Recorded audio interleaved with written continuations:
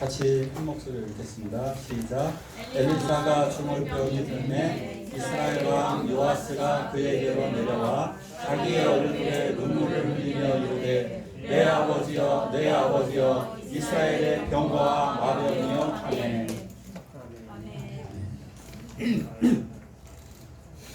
사나이로 태어나서 할 일도 많다. 너와 나라 지키는 영광에 살았다. 이러는데 대한민국 남자들한테 이제 맡겨져야 되는데, 근데 이제 이 대한민국의 남자들이 요즘에 뭐 한참 어립니다. 그 애들이 이제 조금만 군대에서 때리면 울고 집에 간다고 그럽니다. 그리고 이제 군대에 있는 아이들 얘기 들어보면 군대에서 좀 펀칠하게 애들이 다 그래요. 저희 때도 좀 그런 게 있었는데 다 돈 보내달라고 그러고 뭐 힘들다 그거 얘기하고 질질 짜고 뭐 이렇습니다. 그래서 참 되게 어려운 점이 굉장히 많은데 얘네들 믿을만 하십니까? 그런 애들한테 나라를 맡기는 게 과연, 그래서 자 대한민국이 과연 이대로 망할까요? 어떻게 될까요? 어떻게 생각하세요? 한번 좀 현 진단을 간단하게 한번 해드릴까 합니다. 한국이요 세계 몇이냐? 세계 7위입니다. 군사력 순위 보십시오. 위키백과에서 그냥 가져왔어요. 바로 보시면 됩니다. 이거 세계 7위의 군사력입니다. 이거 막강하죠? 왜 앞을 보지 말고 뒤를 내려오세요. 영국이 우리 뒤에, 독일이 우리 뒤에, 북한 18위 보일 듯 말 듯합니다. 우리가 지금 이제 우리 앞에 지금 일본이 있기는 한데 이런 얘기를 하죠. 사실상 제대로 잘 붙어서 우리가 일본 땅에 발만 내딛기 시작하면 일본 정도도 이길 가능성이 충분하다. 그러니까 이거 좀 반대로 얘기할게요. 우리나라가 만만한 나라가 아닌 게 한국이 일본하고 싸우면 가능성이 있습니다. 어떻게 가능성이 있느냐? 북한이 도와주면 더 이길 수가 있습니다. 근데 우리가 또 중국하고 싸워도 만만치 않습니다. 중국이 우리나라를 전면적으로 공격하지 못하죠. 그죠? 왜냐하면 워낙 군인들이 세계에 다 흩어져 있기 때문에 중국은 한국으로 다 집중해서 전쟁을 절대 못합니다. 그래서 우리가 중국 정도도 다 해볼 만합니다. 다만 러시아한테는 안 돼요. 러시아한테 까불면 이거 큰일 나고 그렇습니다. 그래서 한국이 이렇게 만만치 않은 나라고 경제력은 세계 10등 안에 들어가니까 한국이 어떻게 보면 망할 것 같지는 않습니다. 이대로 보면. 그러나 현실적으로 냉정히 얘기하면 일본은 언제든지 핵을 만들어낼 수 있는 국가고 언제든지 헌법만 바꾸면 한국보다 얼마든지 강해질 수 있는 나라입니다. 자, 일본이 있죠. 우리 옆에 저 지금보다도 더 커갈 중국이 있고, 그리고 러시아, 강력한 이 세 개 국가가 한국을 둘러싸고 있기 때문에 사실상 한국은 굉장히 위험한 나라입니다. 경제적으로도 마찬가지입니다. 자, 그러니까 한국은 두 가지를 동시에 갖고 있다고 보시면 됩니다. 잘하면 여기서 잘하면 뻗어나갈 수가 있는 나라고, 잘 못하면 쫄딱 망할 수 있는 나라입니다. 아주 그냥 바람 앞에 등불 같기도 하지만 쉽게 또 꺼질 수 있는 등불은 아니라, 이런 말씀을 드리는 겁니다. 자, 그렇다면 이 나라를 누가 지키는가? 바로 뭐 답은 다 아시죠? 하나님께서 이 땅과 이 민족을 지켜주실 것입니다. 오늘 말씀을 통해 좀 더 자세히 보도록 하겠습니다. 하나님께서 이 나라를 어떻게 지켜가시는가? 이스라엘의 그 평생 숙적, 우리나라는 평생의 대적이 일본입니다. 일본들은 진짜 일본 사람들은 한국을 너무너무 많이 괴롭혔습니다. 우리도 정말 시원하게 일본을 좀 괴롭혔으면 좋겠는데, 인간적으로 복수마음, 어린 마음에 하나님 마음 아니고 인간적인 마음에서는 일본에게 복수 한번 시원하게 했으면 좋겠는데 단 한 번도 시원하게 복수해 본 적이 한 번도 없습니다. 우리의 평생의 원수가 일본이라면 이스라엘의 평생의 원수는 옛날에는 사무엘 시대 블레셋이었습니다. 근데 블레셋이 어떻게 됐습니까? 다윗에 의해서 아주 정복당한 이후로 블레셋은 끝났습니다. 그리고 더군다나 저 다윗 이후에 솔로몬 이후에 나라가 북이스라엘과 남유다가 다 갈라지게 됐죠. 자, 그렇다면 북쪽은 국경을 맞대고 있는 데가 바로 여기 아람이었습니다. 아람은 굉장히 큽니다. 아주 대국입니다. 지금도 큽니다. 저 아람의 이름이 시리아니까. 시리아는 지금도 멸망하지 않고 아주 막강한 나라죠. 시리아 굉장히 셉니다. 이 시리아 아람이 이스라엘을 수도 없이 침범을 했습니다. 이스라엘도 마찬가지죠. 두 나라가 어떻게 서로 보면 만만합니다. 그래서 치열하게 많이 싸웠습니다. 치열하게. 그래서 이제 아람에서는 어떤 방법을 하냐면, 아람이 알아낸 것은 교묘하게 이제 몰래 침투하는 방법입니다. 몰래 침투하는 겁니다. 기습 공격이죠. 몰래 침투를 합니다. 그래서 몰래 이렇게 침투하기 위해서 군사를 몰래 밤에 보내면 엘리사가 알고 어디다가 침투할 거다 다 알려주는 겁니다. 또 반대로 이스라엘이 공격할 때는 저쪽 군대가 어디에 매복해 있다, 숨어 있다, 이런 걸 엘리사가 또 알려줍니다. 저기에 군인이 지금 숨어 있으니까 피해 가십시오.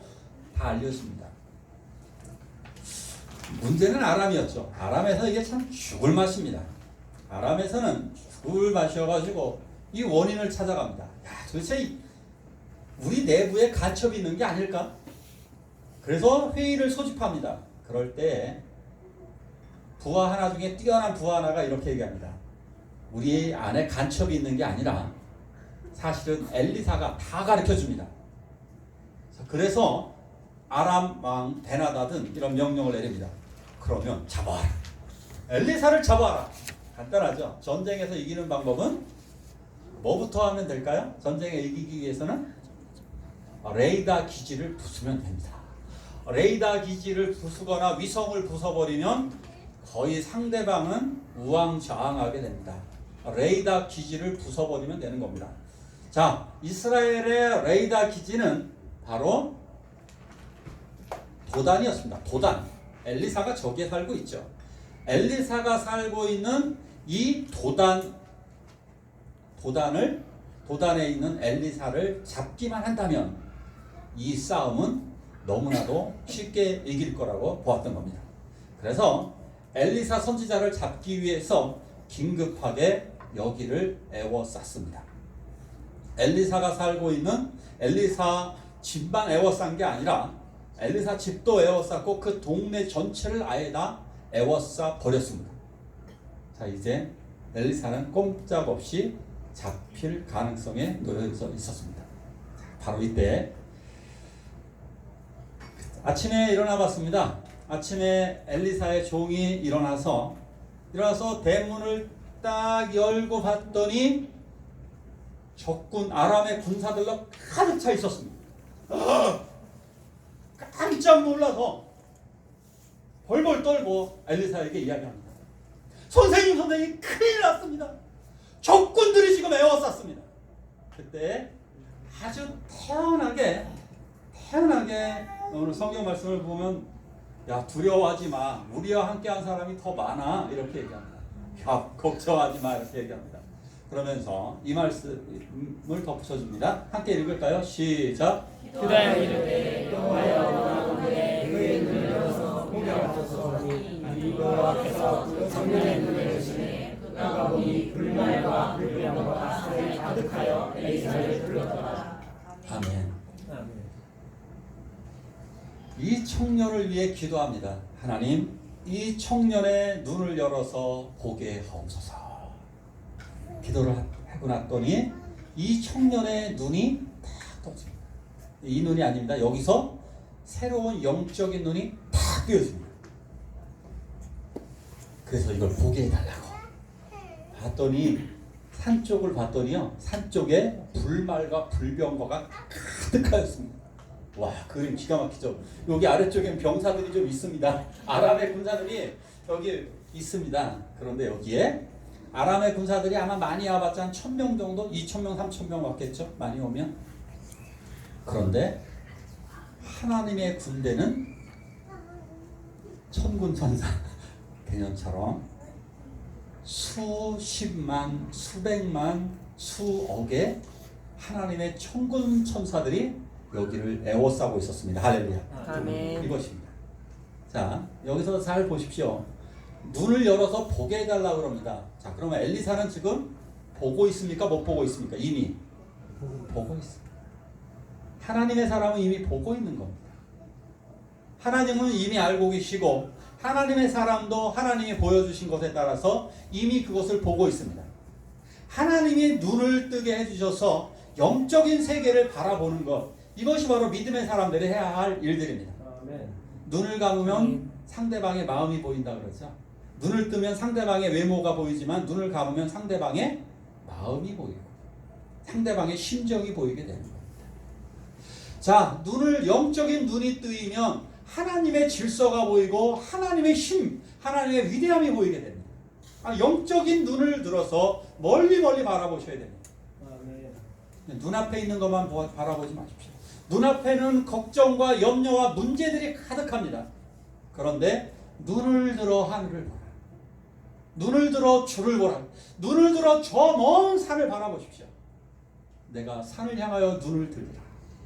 내가 멀리 저쪽을 쳐다보면 저기 멀리에는 하나님의 군대가 나를 지키고 있습니다. 할렐루야. 걱정하지 마십시오. 두려워하지 마십시오.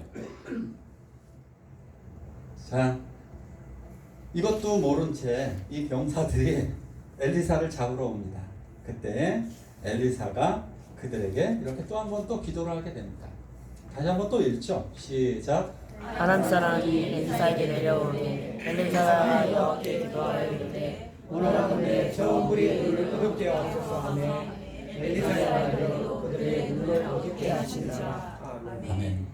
한 명 엘리사의 종은 눈이 뜨였습니다. 이미 눈이 떴지만 영적인 눈이 뜨여지고 이 사람들은 영적인 정도가 아니라 여기 눈에서도 현실 속에서도 현실을 분간할 수 없는 어리석은 눈으로다가 눈이 오히려 감겨지게 됩니다. 그러니까 눈은 떴는데 엘리사를 쳐다보면서 이 사람들이 이렇게 물어보죠. 엘리사가 누구요? 이 사람들이 엘리사의 인상착의를 이미다가 그림으로 다 그렸을 겁니다. 엘리사의 인상착의 생각나시는 분? 대머리. 예, 이거 하나 보면 됩니다. 뚜껑이 없는 사람이야, 뚜껑. 키가 얼마고 얼굴이 뭐 동그랗고 뭐 이렇게 설명을 했을 거 아니에요. 그러면 그 사람이 엘리사라는 걸 누가 봐도 알 수 있습니다. 그런데 그 사람들이 이렇게 기도하고 나니까 엘리사가 이들의 눈을 감기자마자 이들이 보기는 보는데 보지 못하죠. 보기는 보는데 현실도 제대로 파악 못하죠.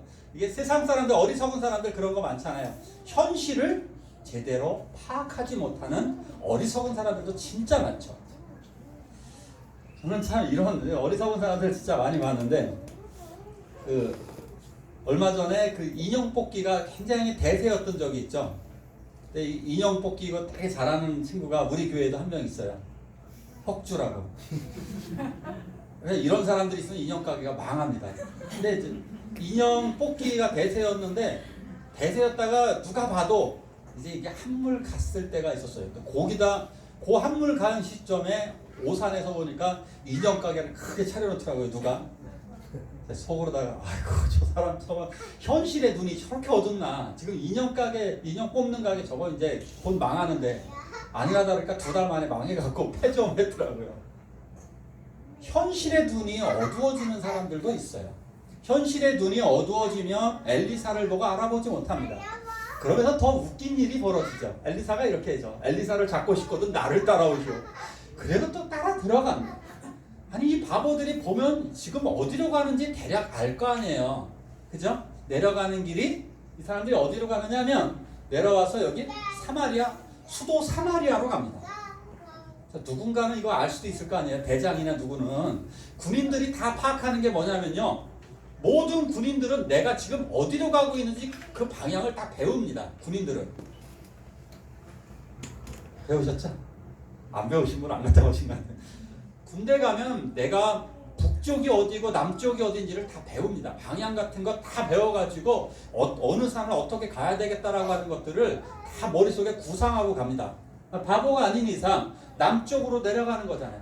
남쪽으로 내려가면 이건 분명히 사마리아고 북쪽으로 가면 자기네 나라 시리아로 가는 거를 다 알 거 아니에요.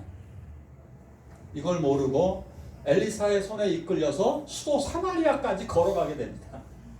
더군다나 성 안에까지 들어갈 때까지 모릅니다. 그 순간에 다시 한 번 더 기도하죠. 하나님 눈을 열어 보게 하옵소서. 사마리아 가운데 딱 들어갔더니 이스라엘 군대가 완전히 에워싸서 그 안에서 그대로 사로잡혔습니다. 어리석은 거죠. 세상 사람들은 이렇게 눈이 어두워져서 봐야 될 것을 보지 못합니다. 제 친구들 중에 보면 졸업하고 나니까 신앙 교회도 다니고 그러던 이 친구들이 졸업하고 나니까 신나잖아요. 졸업하고 나면 자기 마음대로입니다. 그래서 군대 가기 전에 20살 되면 제일 먼저 뭐부터 하죠? 20살 되면 아이들이 신납니다. 그래서 담배 배우고 술 배우고. 그래서 얘가 하나 더 하더라고요. 오토바이를 다 좋은 거로 하나. 집이 좀 부자였거든요. 그 오토바이 좋은 거, 그 당시에 우리가 못하는 250cc인가 아주 좋은 거 하나 딱 사더라고요. 몇백만 원짜리 오토바이 딱 사더라고요. 그러면서 얼마나 교만하게 좀 담배를 이렇게 옆으로 꼬나물고 이러고 오토바이 타요. 그것도 헬멧 안 써요. 그냥 막 달리는데 저는 자전거 타고 가는데 그 친구는 교만하게 이렇게 가더라고요. 근데 진짜 안타까운 것은 그 친구가 먼저 갔어요. 진짜 갔어요. 진짜 어리석더라고요. 가슴이 아픈 거죠. 자기가 가는 길을 알지 못하고 살아가는 거죠. 속도만 좀 줄이면 안 죽은 경우 많아요. 알죠? 과속만 안 해도 대형 사고를 모면합니다. 대형 사고를 모면해요.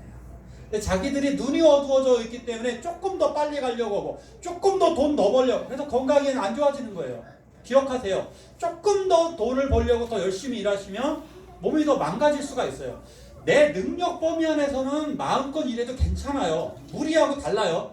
능력이 되는 한도 내에서 마음껏 일하는 것은 재능을 활용하는 겁니다. 그런데 능력 범위를 넘어서 지쳐 쓰러질 정도로 돈을 더 벌기 위해서 하시는 것은 건강을 망가뜨리는 거예요. 바로 이런 일들이 벌어질 수 있는 거예요. 보아야 될 것을 보지 못하고 할 때에 이렇게 어리석은 일들이. 그러나 눈을 들어 우리가 멀리 바라볼 수만 있다면 얼마나 좋을까요? 기도하면 그 일들이 벌어지게 될 것입니다. 하나님이 보여주세요. 하나님이 우리들의 미래를 하나님이 보여주시기 때문입니다. 자, 이들을 결국 다 사로잡혔습니다. 사로잡힌 이 군대들을 어떻게 할까요? 어떻게 하면 좋을까요? 사로잡힌 군대들을 성경을 보니까 엘리사가 이렇게 얘기하죠. 음식을 주어서 고향으로 돌려보내시지요. 그래서 이 사람들에게 잔치를 베풀어 줍니다. 음식을 잔뜩 먹게 하고 그리고 기분 좋게 해준 다음에 고향으로 돌려보냅니다. 왜 그랬을까요? 복수는 아람 괘씸하죠. 이 사람들 죽이면 이 사람들의 자식들이 다시 공격으로 옵니다. 복수하러 옵니다. 그러기에 평화를 전해주기 위해서 그들에게 보내서 성경에 나오죠. 다시는 못 들어왔다. 이 군인들이 다시는 싸울 생각 못할 거예요. 감히 어떻게 엘리사하고 싸워요. 싸워봤자 죽는데 다시는 들어오지 못했다. 이렇게 나옵니다. 두 번째 의미가 있죠. 하나님의 선지자가 이 땅을 보호하고 있다. 즉 하나님이 이 땅을 보호하신다라고 하는 것을 그들에게 명백히 깨우쳐 준 것입니다. 이 사람들이 만약에 죽었다 그러면 시리아에서는 어떤 소문이 돌았을까요? 아람에서는 가서 재수 없이 다 죽었대. 발각돼서. 하나님의 능력이 드러나지 않습니다. 자, 근데 이렇게 나가 집에 들어갔으니까 어떻게 됐을까요? 야, 하나님하고 싸움이 안 돼. 하나님하고 싸울 수가 없어. 이렇게 되는 거죠. 하나님이 높아지는 거예요. 엘리사가 높아지는 겁니다. 하나님이 높아지고 엘리사가 높아짐으로 말미암아 여기에서 하나님의 이름이 드러나게 됐던 것입니다. 아멘. 자, 근데 6장을 읽다 보면 아주 이해할 수 없는 말이 나오는데 바로 전쟁이 또 벌어집니다. 23절 6장 23절을 보면 다시는 전쟁이 없었더라 이랬는데 24절에 보니까 아람이 다시 쳐들어왔더라 이렇게 되어 있습니다.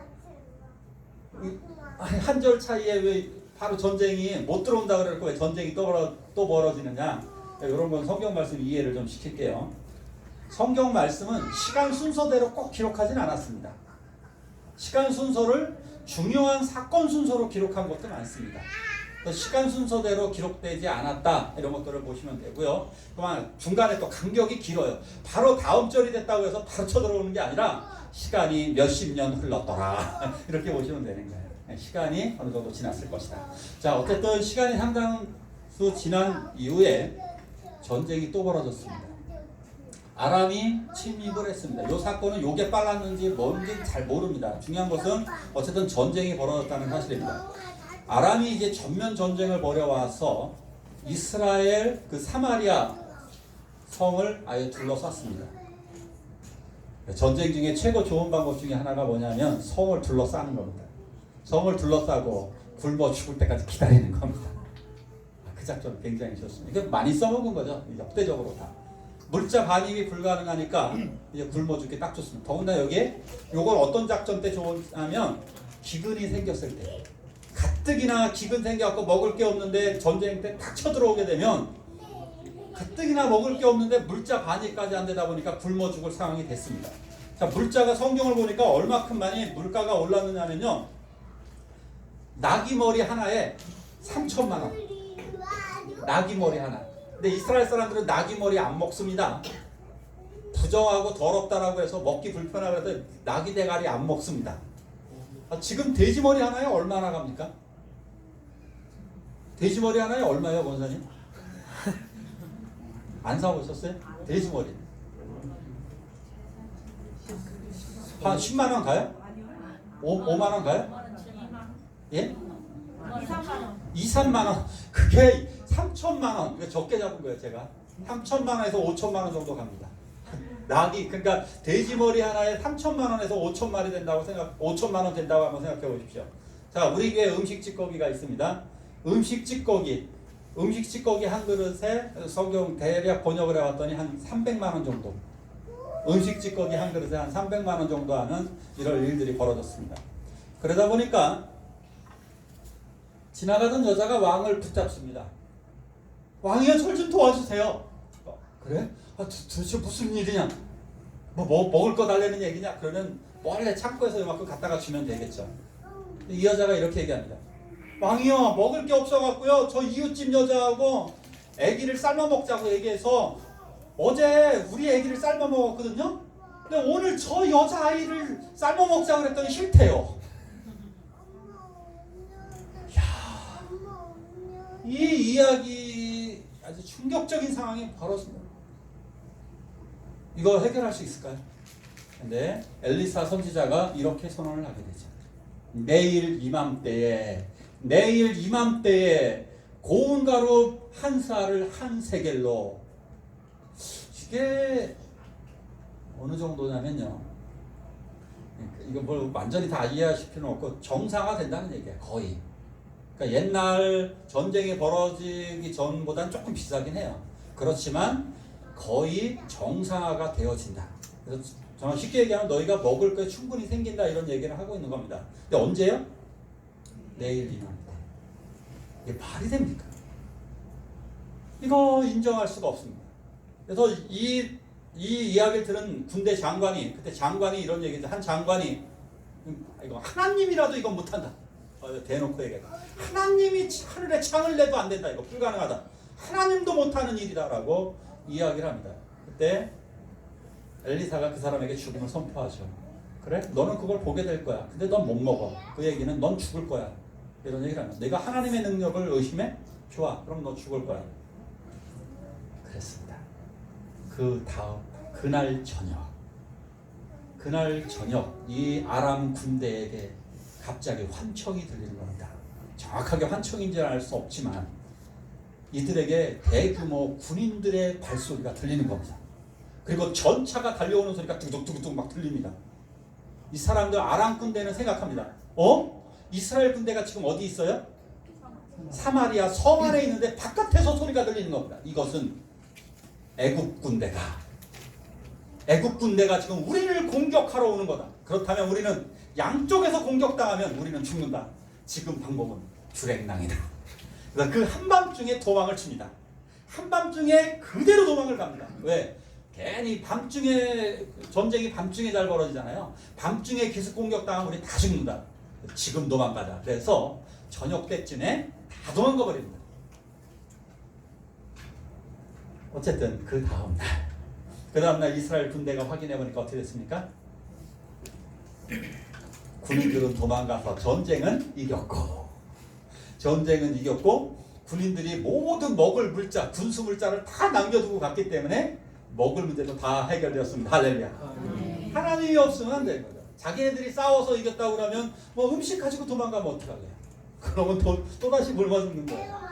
네, 하나님께서 이들에게 이렇게 완벽한 승리를 보여주셨습니다. 자, 근데 성경을 읽다 보면 진짜 근데 희한한 게 하나 나옵니다. 읽어볼까요? 이거 읽겠습니다. 시작. 엘리사가 조용히 그를 생각하고 해가 바뀌어 그 땅에 사람이 잠깐 자니 그들을 보고 그 시체를 엘리사의 주시게 주니 시체가 엘리사의 뼈에 닿자 곧 아멘. 자, 이스라엘을 지켜내었던 엘리사가 이제 세월이 흘러서 엘리사가 죽게 되었습니다. 엘리사가 죽었습니다. 엘리사가 죽자 이웃 나라에서 막 갑자기 이제 쳐들어오기 시작합니다. 특별히 이제 옆에 있는 모압에서 도적대가 들끓었습니다. 그러니까 한국은 왜구들이 많았죠. 일본 놈들이 그 왜구들이 계속 침략을 해온 바람에 밑에 지방은 굉장히 힘들었었죠. 항상 모압의 도적대들이 막 이스라엘에 수시로 들어오는 겁니다. 예, 어떤 사람이 이제 장례식을 치러야 되는데 장례식을 치르고 있는데 갑자기 도적대가 오는 겁니다. 저 멀리서 도적대가 막 말을 타고 낙타를 타고, 보통 낙타를 타고 많이 오거든요. 낙타를 타고 막 달려오고 있습니다. 어떡합니까? 장례식을 치러야 되는데 시체를 어떻게 해야 될까요? 시체를 자기네 무덤에 넣어야 되는데 무덤까지 갈 시간이 안 되니까 바로 옆에 보니까 엘리사 선생님의 무덤이 있는 거예요. 근데 원래 우리나라 무덤은 이렇게 생겼지만 이스라엘 무덤은 동굴식으로 생겼잖아요. 그래서 돌로 막아 놓잖아요. 이게 엘리사 선생님 무덤인 건 알지만 죄송하지만 어쩔 수 없잖아요. 그래서 돌문을 열고, 원래 이렇게 생기진 않았습니다. 돌문을 열고 거기다가 엘리사 시체를, 엘리사 옆에다가 엘리사 시체, 엘리사 이제 뼈만 남았습니다. 다 썩어서 엘리사 그 해골 그 뼈 있는 곳에다가 자기들의 시체를 휙 던져놓고 도망을 갑니다. 야, 일단 도망이나 가자고 막 도망갔습니다. 그 순간에 자, 읽어보십시오. 시체가 엘리사의 뼈에 닿자 곧 희생하여 일어섰더라. 하나님의 능력입니다. 하나님의 권능은 이런 일을 가능케 합니다. 아니 근데 희한한 게 하나가 생겨. 아니 근데 왜 뼈에 닿는데 이런 일이 벌어질까요? 이거 왜 그럴까요? 왜? 이거 의미가 뭘까요? 아니 이거 이제부터 끝이에요. 그냥 성경이 여기서 13장이야 끝나요. 회생하여 일어섰더라. 별 내용이 없어요. 그러니까 끝이 뭐냐면 더 이상 엘리사 이야기가 안 나옵니다. 끝이에요. 끝. 되게 황당하죠. 저것의 의미가 과연 무엇일까?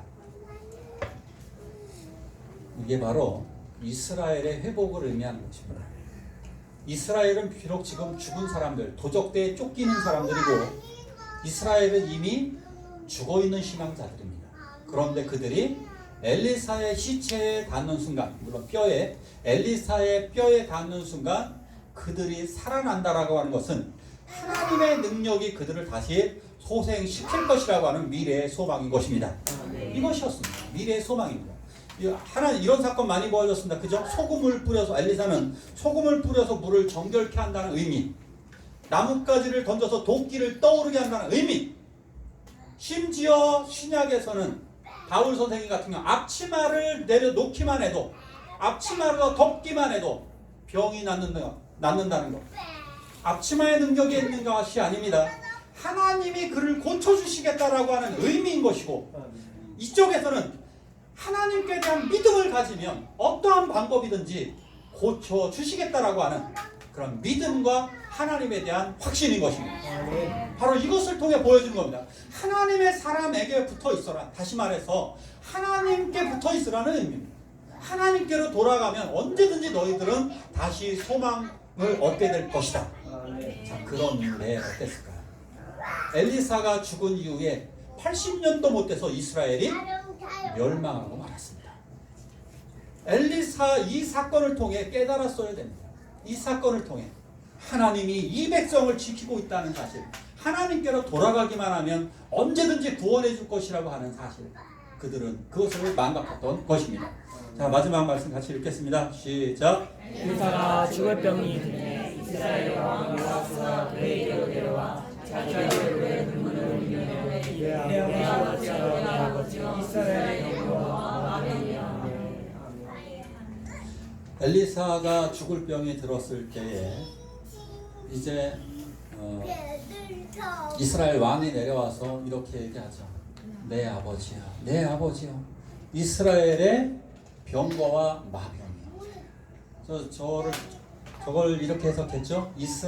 저거를 대한민국으로 따지면 대한민국의 전투기와 대한민국의 탱크요라고 하는 식으로 정말 보호자가 누구냐 그것을 마지막까지 울면서 고백했죠. 엘리사의 죽음을 정말 안타까워했습니다. 왜? 엘리사는 이스라엘의 보호자였습니다. 이스라엘의 실질적인 군대였습니다. 엘리야와 엘리사가 멸망하는 이스라엘을 막아내었습니다. 하나님의 선지자들이 아니었다라고 그런다면 이스라엘은 벌써 멸망하고 말았습니다. 그러기에 그 왕에게조차도 엘리사는 아버지였습니다. 아버지는 어떤 존재입니까? 자식을 목숨 걸고 끝까지 보호하는 존재입니다. 대한민국을 지키는 하나님 아버지는 우리를 목숨 걸고 끝까지 지켜주십니다. 예수 그리스도께서 몸 버려서 우리들을 용서하여 주시고 우리를 구원하여 주셨듯이 우리들을 하나님의 나라로 우리를 영원히 인도하여 주실 것입니다. 그것에 관한 강력한 믿음이 우리에게 필요한 것입니다. 누가 이 나라를 지키는가? 그렇습니다. 하나님이셨습니다. 그런데 누가 지켰을까요? 엘리사였습니다. 하나님이 엘리사를 사용하셨습니다. 올해 우리 주제, 하나님이 나를 사용하시죠. 나를. 하나님은 이 당시 때 엘리사를 사용하셨습니다. 하나님은 근데 지금 대한민국을 지키기 위해 누구를 사용하실까요? 바로 나를 사용하기 원하십니다. 대한민국이 그동안 왜 부유하게 되었고 강국이 되었을까? 원인 아시나요? 그것은 바로 기도 때문입니다. 많은 성도들이 교회에서 이 땅과 이 민족을 살려달라고 나라 민족을 위한 기도가 끊이지 않았습니다. 저희 교회 아예 있었잖아요. 저희 동네에 아예 구국기도원, 기도원 자체 이름도 희한하죠. 구국기도원, 나라를 구해야만 되겠다라고 해서 구국기도원, 수많은 신학생들이 휴전서를 바라보며 이 민족을 살려달라고 눈물을 뿌리며 기도했습니다. 성도들도 와서 기도의 1순위였습니다. 어떻게 보면 이 민족을 살려달라고, 불쌍히 여겨달라고, 굶어 죽어가고 있는, 전쟁이 벌어질지 모르는 이 나라를 저 북한으로부터, 김일성으로부터 보호해달라고, 공산당으로부터 보호해달라고 기도했습니다. 예, 그걸 넘어서서 하나님께서는 이렇게 세계적인 강국으로 우리를 만들어 주셨습니다. 그러기에 또다시 아까 처음에 말씀드렸던 대로 대한민국은 위기이자 기회에 지금 자리에 서 있습니다. 우리가 기도하지 않는다면 소돔과 고모라처럼 멸망할 것이고, 우리가 기도한다면 하나님께서 선지자들을 통해 보호하시고 다윗을 통해 이스라엘을 강력한 나라로 만들어 주셨듯이 대한민국은 다시 일어나게 될 것입니다. 우리 기도하기 원합니다. 하나님께서 이 대한민국을 지켜주시기를, 대한민국의 첫 번째, 대한민국의 복음화를 위해 기도해 주십시오. 두 번째, 대한민국의 미래 세대를 위해 기도해 주십시오. 세 번째, 대한민국이 강대국이 되어서 더 강대국이 되어야 되는 이유가 복음을 들고 더 나아가야 되기 때문입니다. 그것은 강대국이 되어야만 합니다. 그런 의미에서 강대국입니다.